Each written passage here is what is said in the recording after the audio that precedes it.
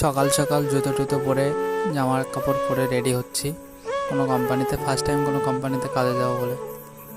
First time কোনো কোম্পানিতে আমার কাজ হয়েছে, এলজি কোম্পানিতে আমার কাজ হয়েছে, এলজিতে যাব। এই হচ্ছে আমার সকালের খাবার, পান্তা ভাত আর বড়িছানা।